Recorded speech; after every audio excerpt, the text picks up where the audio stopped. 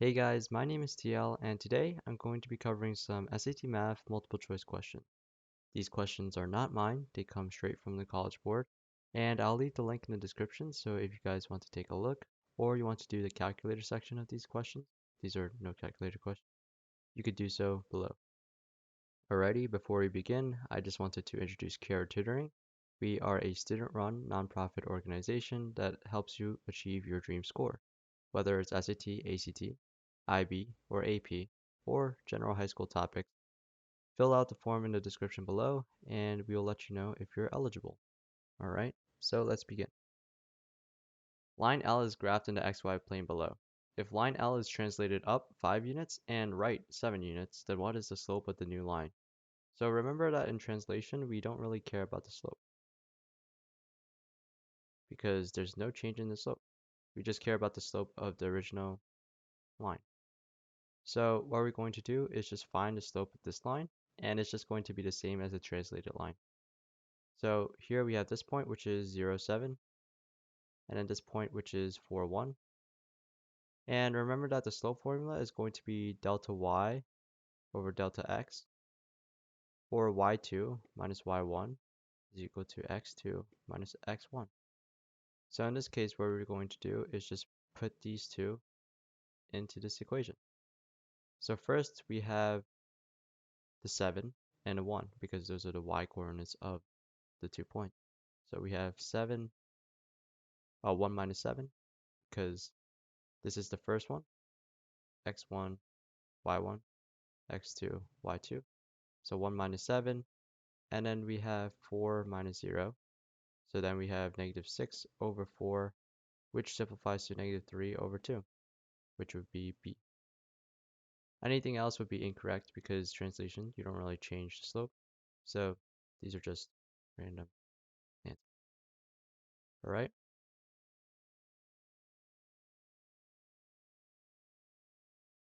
The average number of students per classroom, y, at Central High School can be estimated using the equation y is equal to 0.8636 x plus 27.227, where x represents the number of years since 2004 and x is less than or equal to 10. Which of the following statements is the best interpretation of the number 0.8636 in the context of this problem? So in this case, y is going to represent the average number of students. 27.7 is going to be the y-intercept. So in that case, we could just think that is a starting point. And let's see what the answer choices are. The estimated yearly increase or decrease in this case. So that would be wrong automatically because this number is not negative. So if we increase x for the number of years since 2004, the y is just going to go up too because the slope in this case, which would be 0.8636, is not negative. So C is going to be incorrect automatically.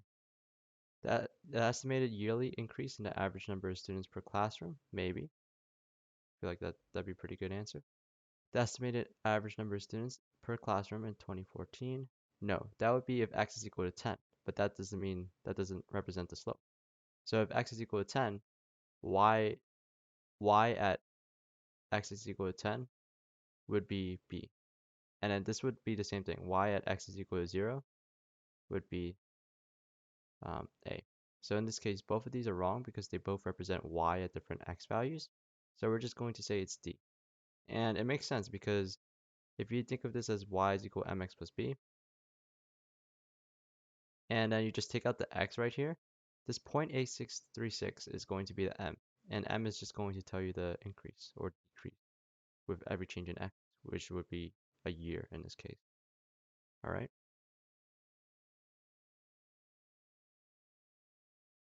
If 2 over a minus 1 is equal to 4 over y, and y is not equal to 0, where a is not equal to 1, what is y in terms of a? So let's just solve for, let's just cross multiply first. So we have 2y is equal to 4a minus 1. And then let's just distribute this. 2y is equal to 4a minus 4. And then let's just solve for y. So that's going to be y is equal to 4a minus 4 over 2, which is going to be y is equal to 2a minus 2. And we see that's going to be a. Alrighty.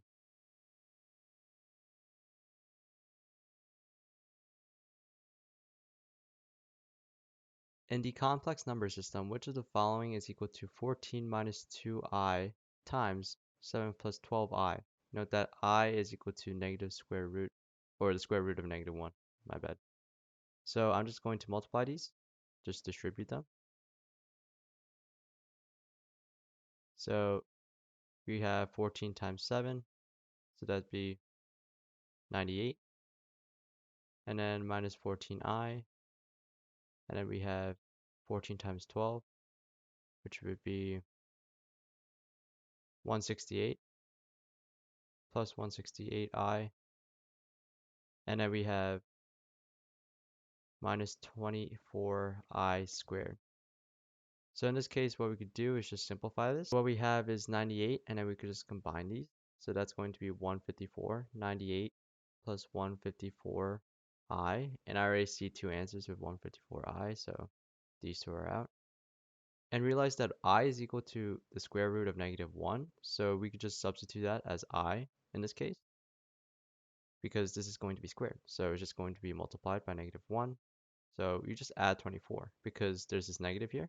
And if you just multiply the square root of negative 1 by itself, you get negative 1. And then that just cancels out that negative. So you just add 24 to the end of it. So that's going to be 122 plus 154I, which would be D.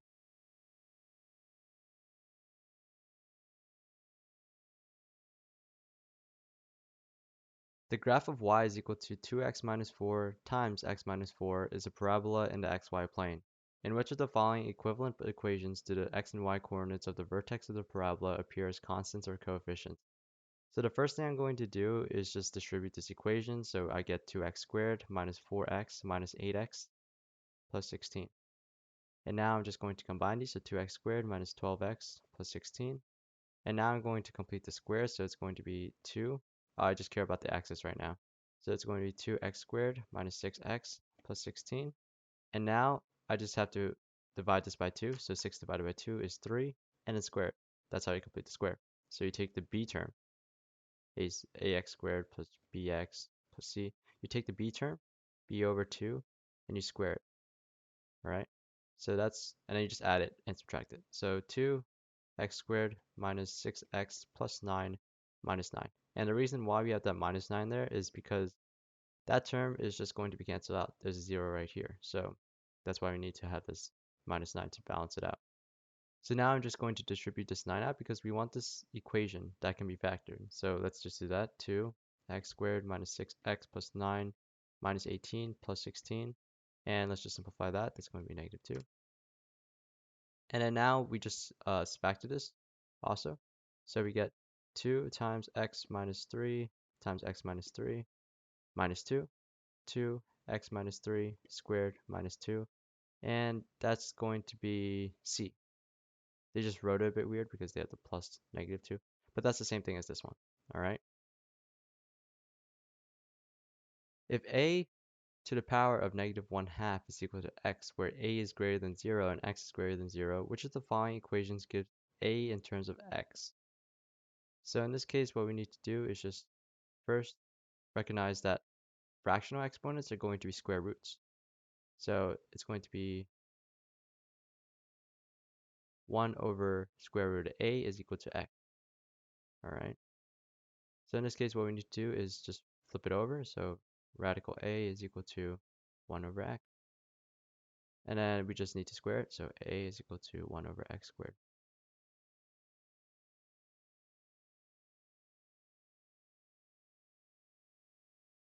If y is equal to x cubed plus 2x plus 5 and z is equal to x squared plus 7x plus 1, then what is 2y plus z in terms of x? So in this case, let's just multiply by 2, the y first. So 2x cubed plus 4x plus 10 plus x squared plus 7x plus 1. So then we don't have any matching terms in terms of x squared. We have the constants and the x to the power 1. So 2x cubed plus x squared plus 11x plus 11. And that's going to be this one, C. Which of the following is equal to sine pi over 5? So one property that you need to know is that sine of x is equal to cosine 90 minus x. And realize that pi is equal to 180 degrees.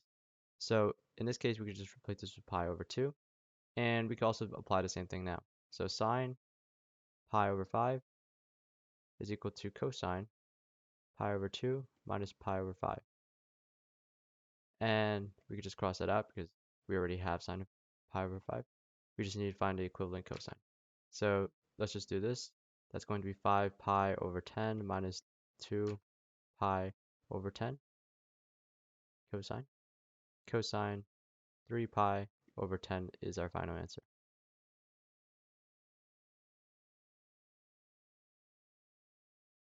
The semicircle above has a radius of r inches and chord CD is parallel to the diameter AB.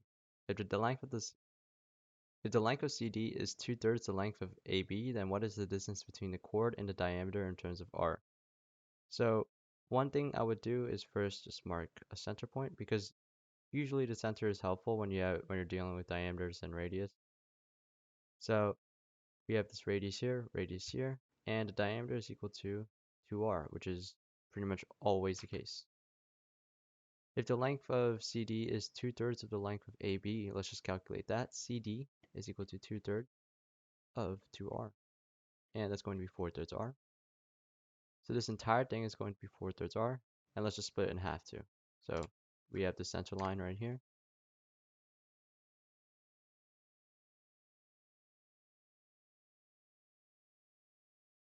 So let's say we have the center line right here. We just draw it up, and let's just see that splits it in half. So that's going to be 2/3 r and 2/3 r. Now what we can do is just draw right there, draw right there. Those are going to be two right triangles. Just imagine that was straight because I have shaky hands. So this is going to be radius, right? Because it goes from the center all the way to the end point. And now we could just use the Pythagorean theorem to help us. So now we're going to set up r squared, which is the hypotenuse, is equal to y squared because we don't know the altitude, and plus 2/3 r squared. So that's going to be 4 over 9 r squared is equal to, oh no, plus y squared is equal to r squared. So then we're going to get 5 over 9 r squared is equal to y squared, and take the square root of both sides. That's going to be r and x's are going to cancel out entirely. So it's going to be y is equal to 5 over 9 r, and this r is just going to be outside. So now we can't simplify the top, but we can simplify the bottom. So it's going to be y is equal to rad 5 over 3r, and that's going to be the final answer, D. So that's all I have for today. If you guys have any questions, be sure to leave them in the comments below. Also, be sure to watch out for my next video, which will cover the calculator section of these questions.